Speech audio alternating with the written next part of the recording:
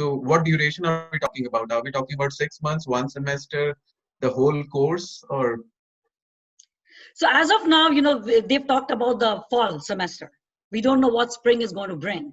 But according to the administration, I don't think so they've defined anything.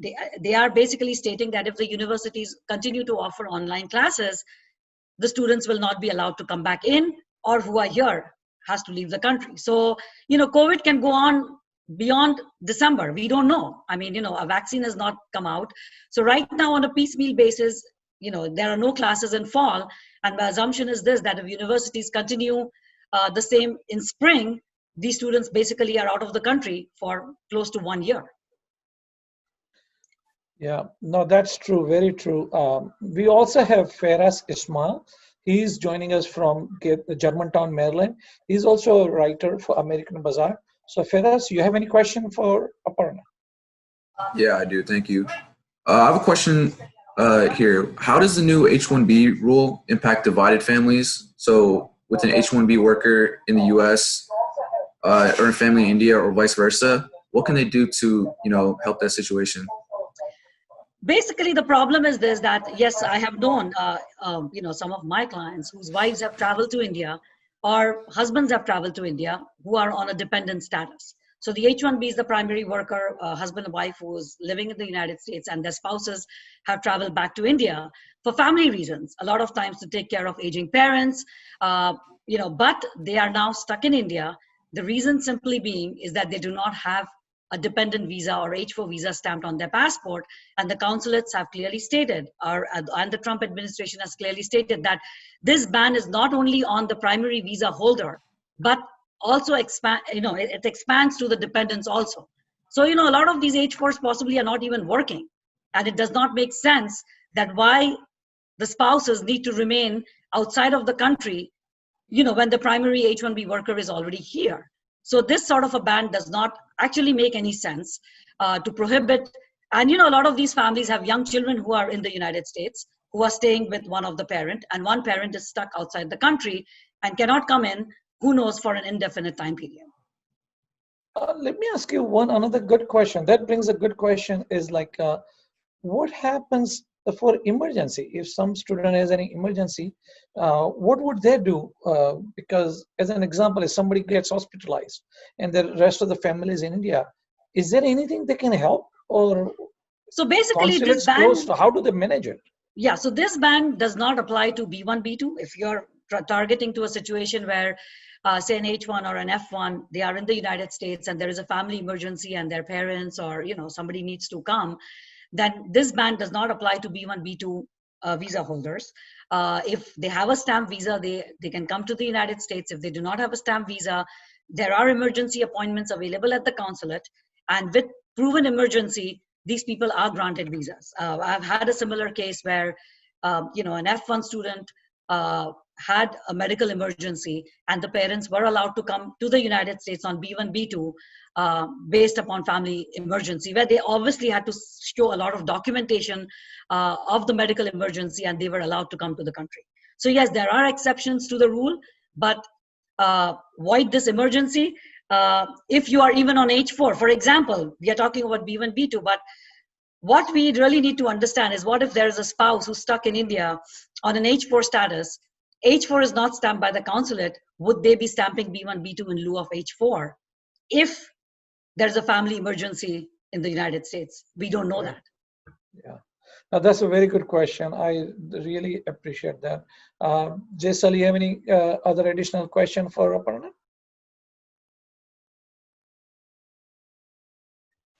Jaisal? Sorry, I think there was a little gap. No problem. Do you have any additional question for Aparna? I have a couple of questions. We'll go to Feras again. I have a couple of questions, but I'll ask them one by one. One thing I was wondering, what happens to the OPT then? The OPT remains. The F1 rule does not affect students who are already on OPT. So if somebody has graduated, has applied for OPT, they can remain in the country, because OPT does not require enrollment into any education institution. This is something that the students gain after they get their degree. And as far as they abide by all the OPT rules, those students can remain in the United States, get their practical experience, provided that they have employment, and then they can go back. This F-1 rule basically applies to students who are currently enrolled in universities and are going to colleges. One follow-up question. So, are there students who are midway, like they are about to switch to OPT, but they have F1 status? Yes, there could be. There could be a student whose last, this fall semester could be their last semester. Instead of graduating in summer, they could be taking some classes in fall and graduating in December. So yes, there are students who would be stuck in that situation where if the university is online, they would require to, they would have to leave the country. And unfortunately, they will lose the opportunity of applying for OPT if they are not in the United States. And there is no such guidance on how a student who's living outside the United States is going to be applying for OPT while being in their home countries. So yes, they would lose that opportunity, unfortunately. Now, but let me ask you this thing before I can have Feras ask you a question.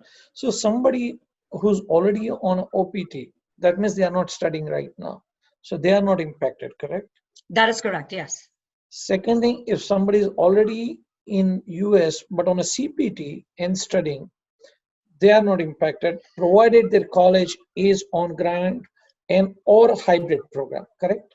That's correct. So basically, once again, let me repeat. So if a college has gone completely online, those students have to deport, have to leave the country as per the current administration. If you are on a hybrid program, also you have to remember that they say 3 credits or 1 class online. Okay. So students can take either 3 credits or 1 class online. This is the maximum that they can take online, even in a hybrid program. So yes, they may be CPT or whatever programs they are in, as far as they are in a hybrid program where they are taking minimum number of courses online, they are all good.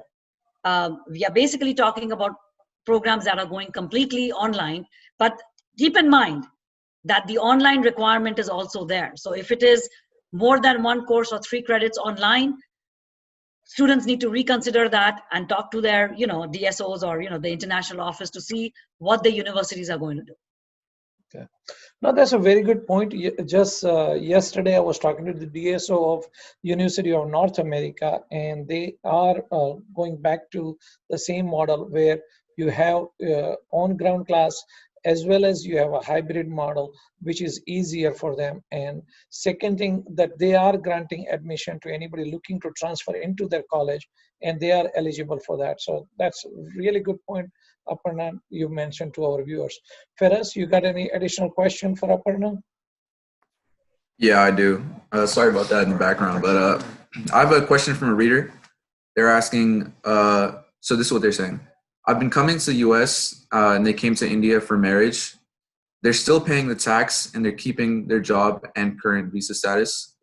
But they say their current approval is going to expire in the middle of December, and they're going to file their I-140 after a long search for citizenship for a job which includes various advertisements. And they're asking, is there a possibility to get an exemption, or can we expect one from the Secretary of Labor or Secretary of State's review coming in 30 days? Once again, the question is not very clear. What is their current status? And they are applying for employment-based visa. Is that what it is? And yeah, I believe so. Currently, they are in the advertisement process. Mm-hmm. Well, honestly, in the current situation, for people who are applying for green cards, for employment-based visas, where advertisements are being, done right now, and once they basically to apply for a PERM application, which is getting an employment-based green card. What the employer needs to prove to the Department of Labor is that they are not been able to find a comparable US worker, which includes a US citizen and a green card holder. And due to that, they are going to sponsor this alien, or, they call them alien, but I would say a non-immigrant person, because that person is most suitable to do that job. But again, right now we don't have any guidance from the Department of Labor. We don't know how COVID and unemployment is going to be affecting filing these green cards. And we are all awaiting to hear what is going to happen. Are there going to be more audits from the Department of Labor? We have no idea as of right now.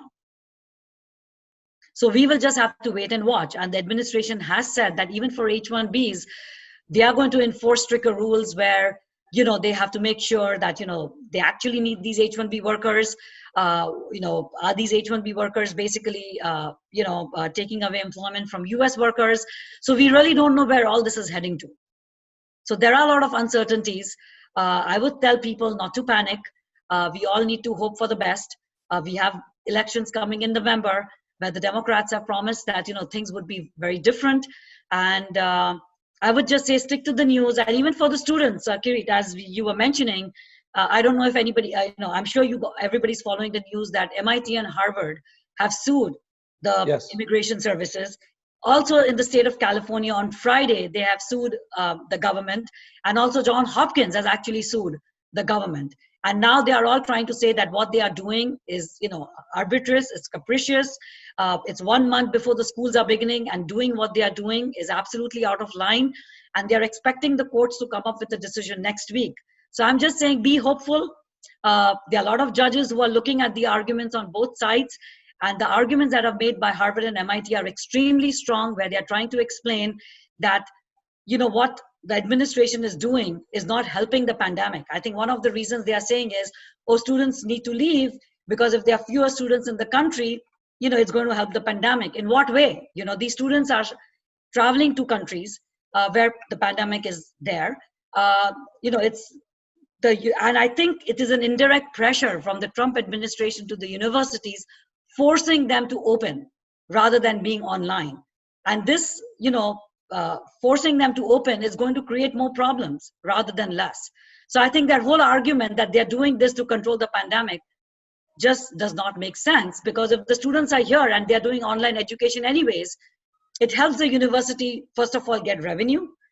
With that, it helps our country to get revenue, because again, I said that last year, basically the US Department of Commerce stated that the international students bring $44.7 billion to the United States in form of revenue. And are we looking to lose this revenue? What are we looking at? I mean, when these laws are being passed, are we really trying to understand what are we doing? Or this is just a blow to all the, immigrants, all these F-1 and H-1s who are in the country, without looking at the contribution that they're making to the American society? Right. No, very, very valid point, Aparna. And being this election year and Corona, everything together has really made this whole thing very, very troublesome for lots of people. Somebody who has gone to India to get the passport stamped and was spending time with the grandmother over the Christmas, and had reached out to me about a couple of weeks ago. He's stuck in India because consulates are closed. He cannot get the stamping, and now because of this new guideline that he will not get stamping till next year. So, and his wife and kid are here in the school, so it's made really life difficult for lots of those H-1B people. And for students, I was just told that somebody who is not physically in US, this F-1 rule will not apply to them. Am I correct? If they're taking online classes but outside the country, this doesn't apply. No, same thing, right? So there could be students who have applied for admission to the United States to come into the fall, but a lot of those students will not be granted visa if their program has become online. So somebody is coming to George Mason or University of Maryland or any of these universities, or the whole California system. I think they have decided that they're going to be doing online education, and if the students are admitted to these universities, they will not get F-1 stamped if their university is completely online. Now, at least for those students, they are still at home. They have not, started their journey to the United States, but chances are that they've already possibly paid their tuition. They've already paid their fees to these universities. So all these questions still remain unanswered on, when you're doing, when you're coming out with a proclamation in July, when all these students have paid all their tuition, what is going to happen to them?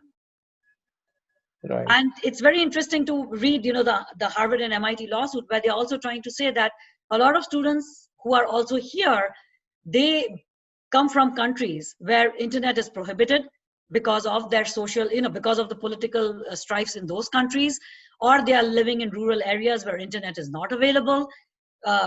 Remember that there's a time difference between US and a lot of countries. How are these students going to be studying? They are going to be studying all night to be able to, catch up with these online classes which are happening. So a lot of these things that the government is doing just does not make sense. And that's why hoping that all these universities prevail and the students can remain in the country. True. Jaisal, any other question you have? I have a question. I'm glad that Aparna touched upon, elections that are due in November.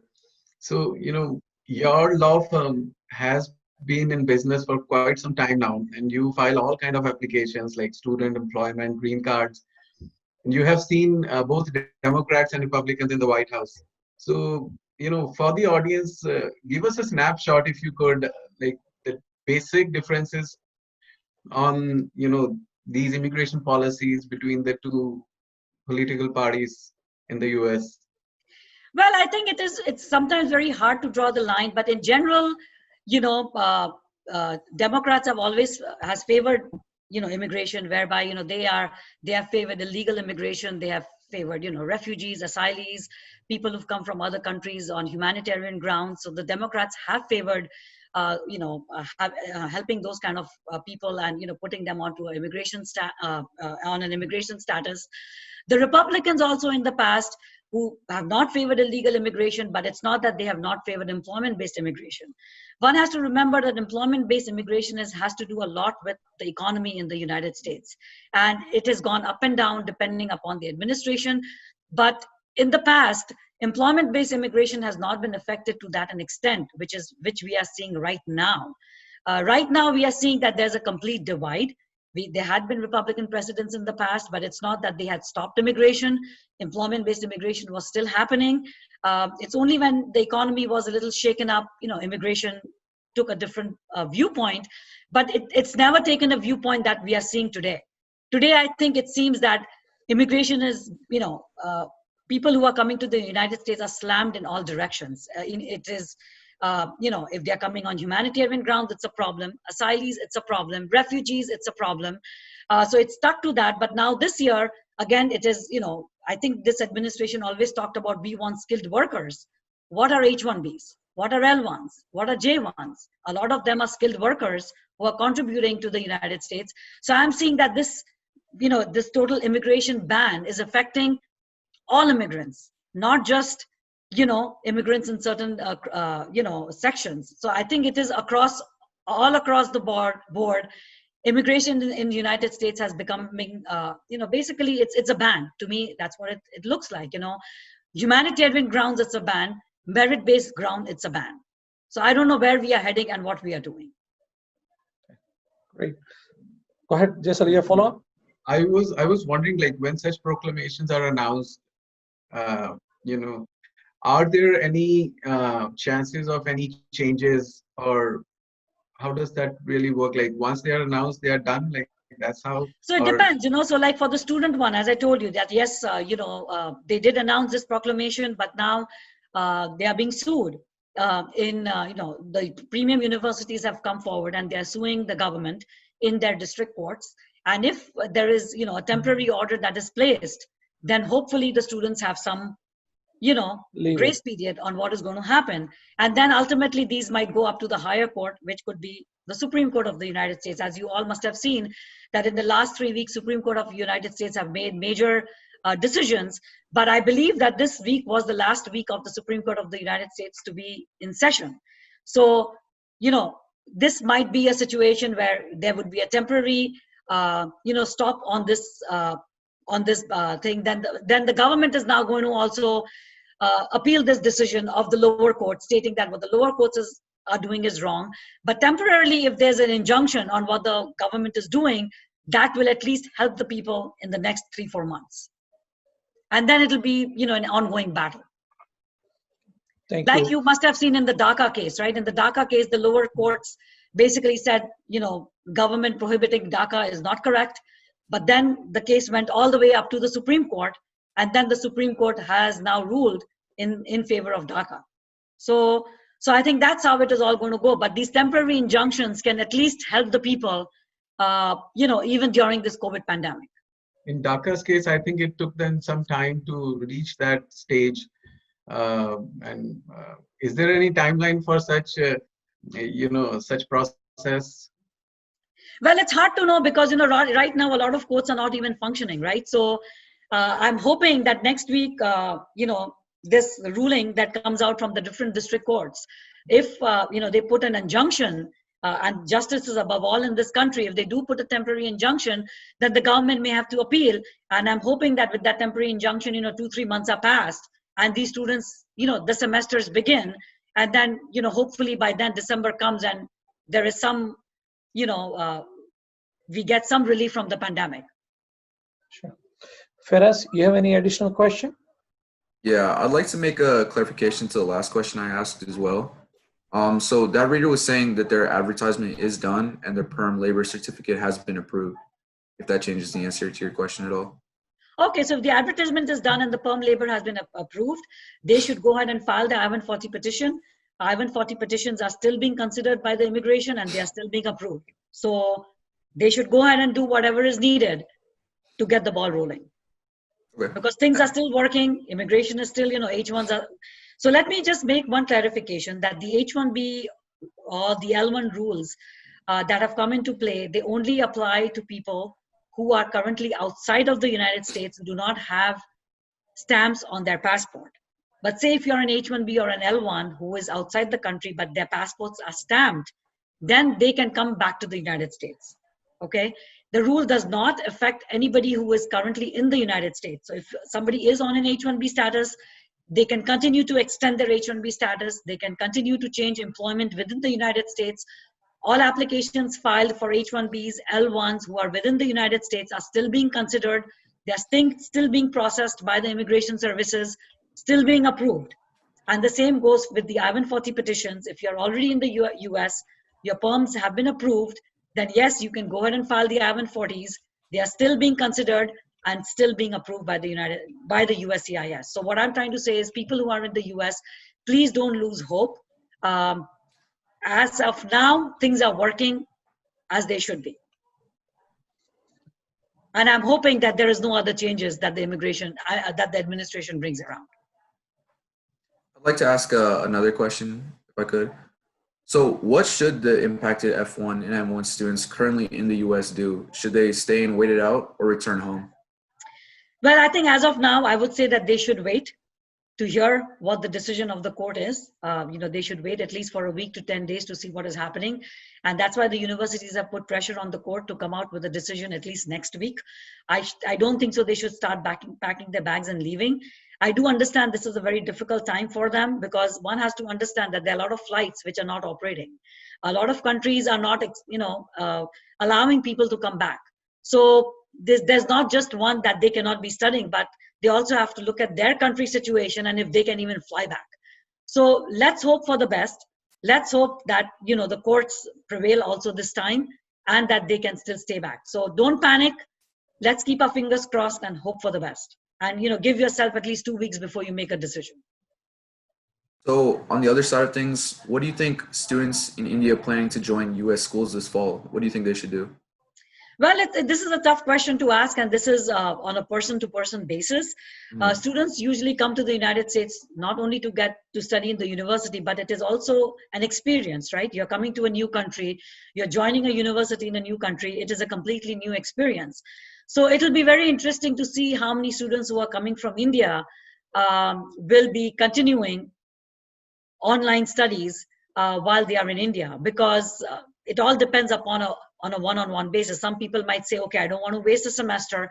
I've got admission. Hey, you know what? I need to continue my study. I will just join and study online. Big deal. And some students might say that if I don't have an opportunity to go back to the United States and maybe this opportunity is lost forever, they may say, you know what? I don't want to study.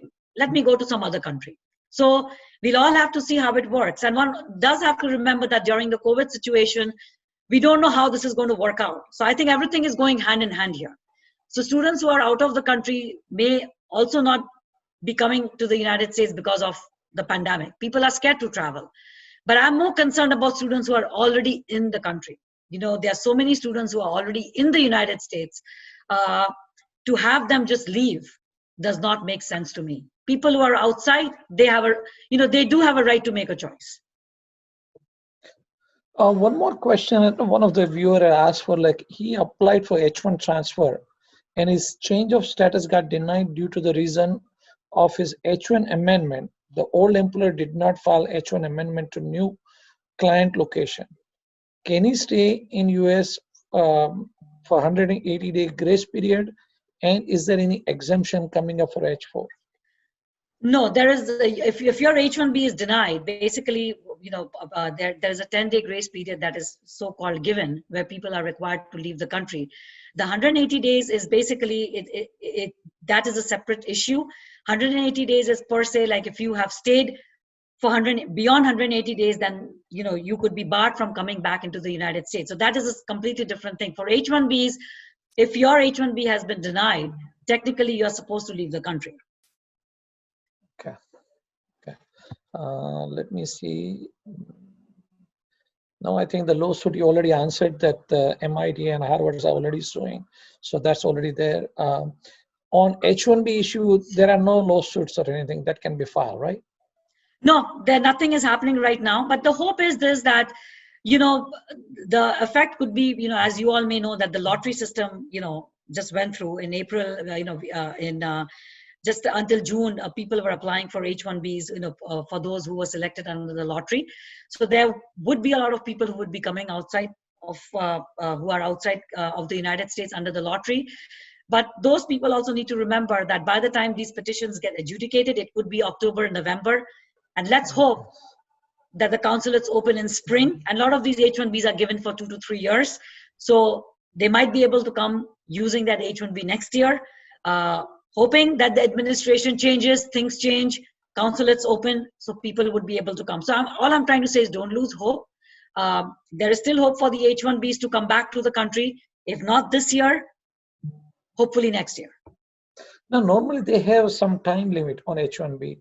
When they are out of the country, does that clock stop at that time, or how does it work? So basically, if you're on an H-1B, the clock only starts ticking once you are in the United States. So H-1B does have some restrictions of staying in the US 6 years. I mean, I'm not going to go into the details of that law, but getting an H-1B stamp does not start your clock. The clock starts once you enter the United States. Okay. Go ahead, Jason. I have a related question from one of the viewers. So they are asking, I came for a vacation to India from US, and I need to have visa stamp. I need to have visa stamped. My H-1B is valid till next year, July. Is there a hope I can back to US? I think what they mean is that they are in India on vacation, but they have a valid H-1B stamp, which is valid until next year. So how can they come back? So basically, again, the proclamation says that if you do have a valid visa stamped on your passport, yes, you can travel. The consulates are not going to be issuing new H-1Bs. Okay. And, so if the passports are stamped, then yes, that allows a person to travel to the United States. But if the passports are not stamped, then the consulates are not going to stamp the passports. Another question has asked, like, if any option to convert H-4 to F-1, who's already in the US now, that is permitted, right? Permitted again, yes, that is permitted for H-4s to go into F-1. But again, what they are saying is that when this happens, they need to make sure that they are admitted to the schools which are hybrid. So we don't know where the government is heading to with this. Correct. With this F-1. So I think still things are up in the air. But if we look at it as of today, the change can only happen if they are into a hybrid program or the universities are not completely online. Right. And I think if that viewer can directly write to me, I'm aware of a university, that's University of North America. They are giving the admissions to the H-4 candidates who want to study, and they can apply for adjustment of status. And if they need help, and Aparna, you are a lawyer, any other lawyer can help them get the adjustments of status done. So that is permitted in my opinion. So that's a very good answer. Feras, any question for you? You're on mute again for some reason. Sorry about that. Yeah, I thought I clicked it.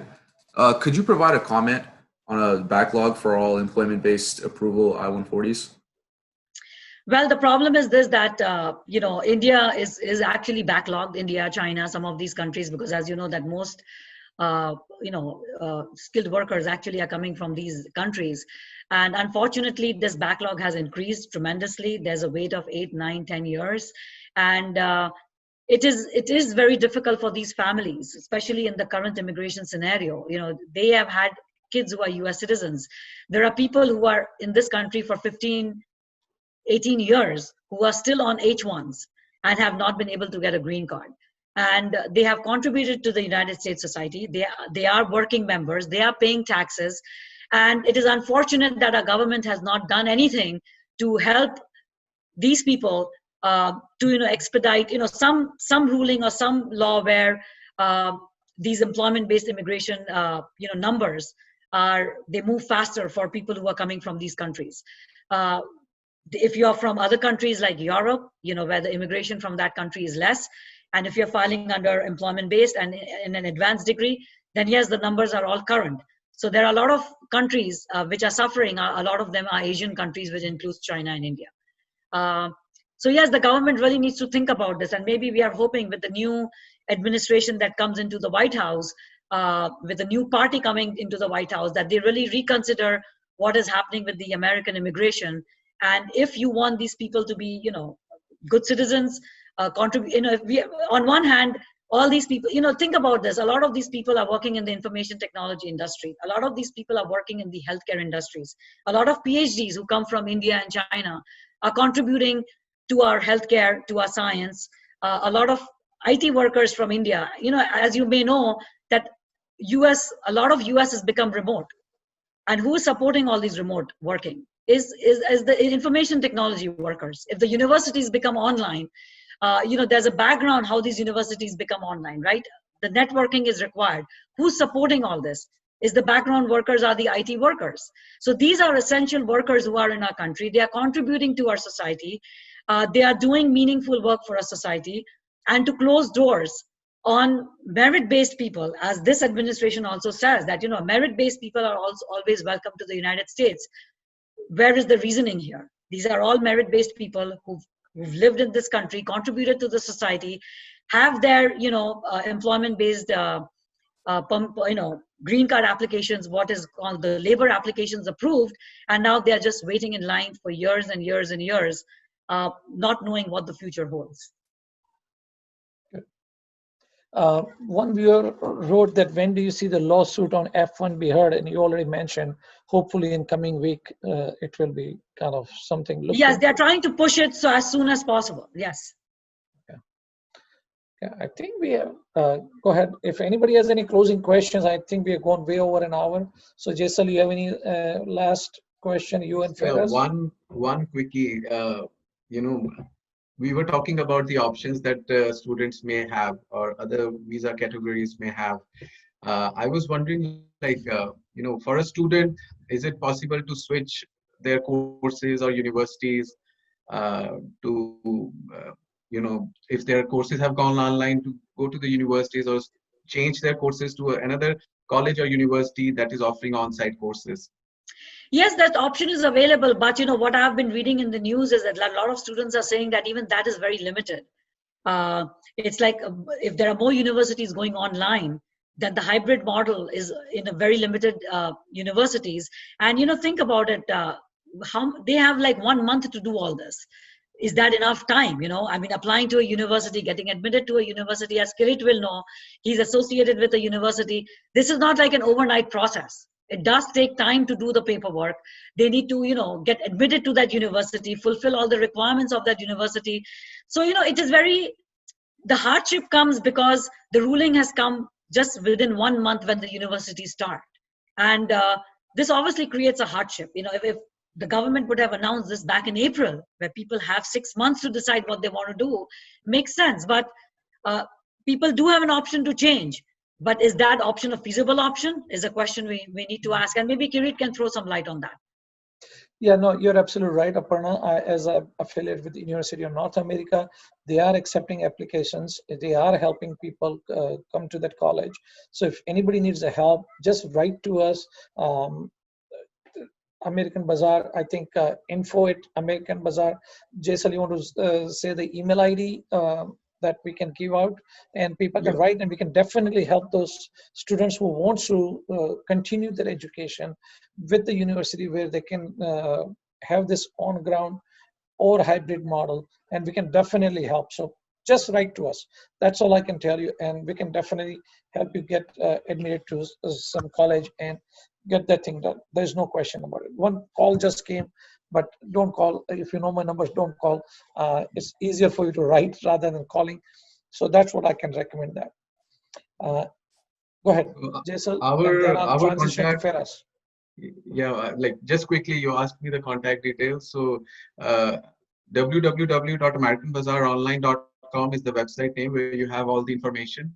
All the contact information, if you scroll down, that has all the complete email address and other modes of communication. So feel free to get in touch with any of your queries, or if you have any issues that can be discussed or can be written on.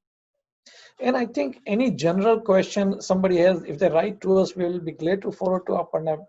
And that way, if there is some general, if it is very specific, then I think they need to get in touch with Aparna. Aparna, can you give out your contact detail for anyone who wants to reach out to you? Sure. If the best way to contact me is my email, which is Aparna Dave at immigration2us.com, and 2 is a number 2. Let me repeat again. It's Aparna Dave, APARNADAVE as my name. It's all one word, at immigration2us is one word, and 2 is a numerical 2, number 2.com. And as Kirit has mentioned, if you have a general question, I'll be happy to answer. But if it is specific to your case, then please note that without understanding your case and without knowing the details of your case, it is very difficult for us to answer your questions, because every case is different and every scenario is different. So unless you give your specificities, it's very difficult for us to help you. But in a closing note, I would just say that, I don't want people to lose hope. Fortunately, 2020 is also an election year. Yes. We've gone through a lot of issues, but since 2020 is also an election year, let's hope that we can do something, which is, best in our interest, and in fact, global interest. I think the pandemic is not just limited to the United States, it's all over the world. And I just pray that we all come out of this healthy, safe. And to all the H-1Bs, L-1s, F-1s, please don't lose hope. America is still a country of dreams, and I'm sure you all will be able to fulfill your dreams. So don't lose hope. This is a little dip of what has happened currently, but let's all be hopeful and pray for the best. Thank you very much, Aparna. I really appreciate your spending this valuable time with our viewers and with us, me and Jaisal and Feras. So we really appreciate that, and hoping that we can get more of your time like this again in future when any immigration updates or anything comes up, and we like to keep our viewers updated. As Jaisal mentioned earlier, there is a way you can go and check it on our website and write to us. We'll be glad to get you connected with Aparna.